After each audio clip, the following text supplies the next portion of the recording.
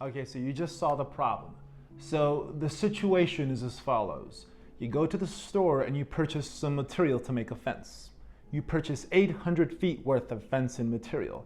You wish to make a large rectangle with a few sort of compartments in the middle.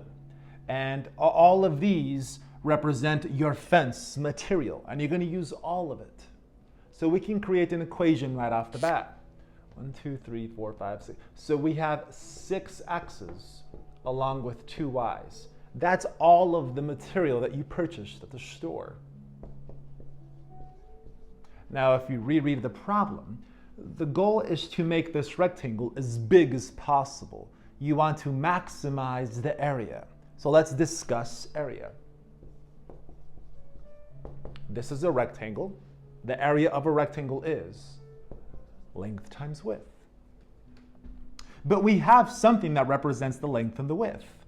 They are y and x.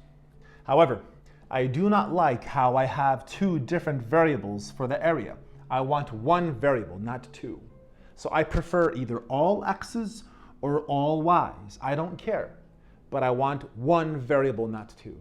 For that reason, go back to the previous equation and make a decision. Do you wish to isolate x or y? It doesn't matter. The math will figure itself out. But suppose you wish to isolate y. So take this term and subtract it to the other side. So this would say something like this. Now continue to isolate y. Divide every term by 2. And then what we wish to do from here is we wish to perform a substitution. Recall that the substitution property lets you change one thing for another as long as they're equal. So this purple blob is y, so I can make a change in here so that I have, instead of y, I can drag and drop this in parentheses. 400 minus 3x, and then times x. This goes along for the ride. And then you're all comfortable with the distributive property. And now what I wish to do is I wish to just shuffle some pieces around. No harm, no foul. So I'd like to just pause and recap what have we found so far. I have something that represents the area of that there rectangle. Now the directions, they wanted you to take the area and to maximize it, to make it as big as possible. So for that reason, I take a really quick timeout.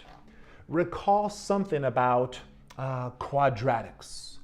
The shape of a quadratic looks something like a parabola. Okay?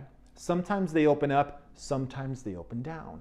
I knew that it opens down because the leading term, the leading coefficient is negative. Now, you know the name of this point here. It's called the vertex. However, here's more information for you. The vertex can be classified as one of 2 things. It is either a maximum or a minimum. Visually, we see here that the vertex plays the role of a max. And that is conducive to our purposes, because read the directions again if you'd like. The goal was to take the area and to maximize it.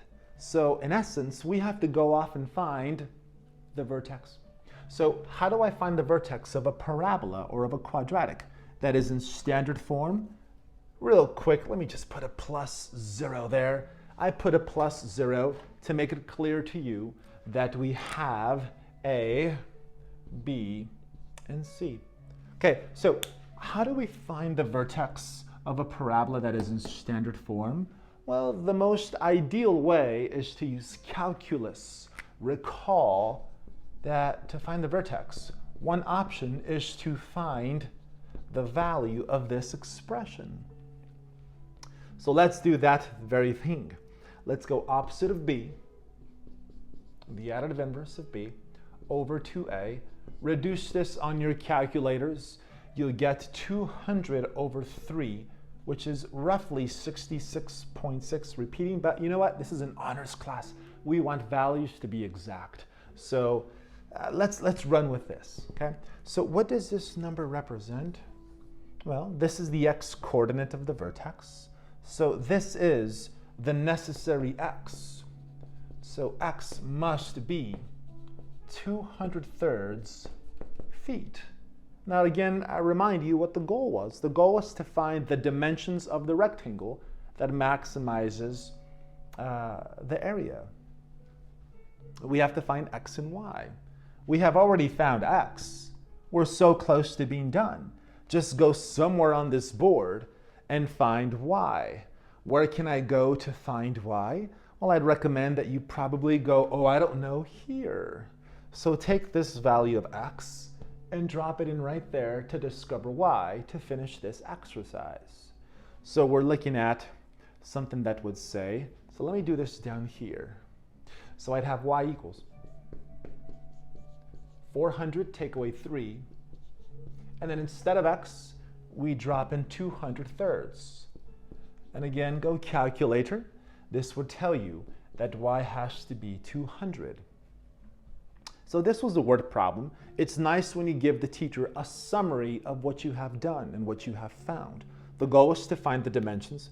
We have found them. Summarize that. So we can say something like 200 thirds feet by 200 feet.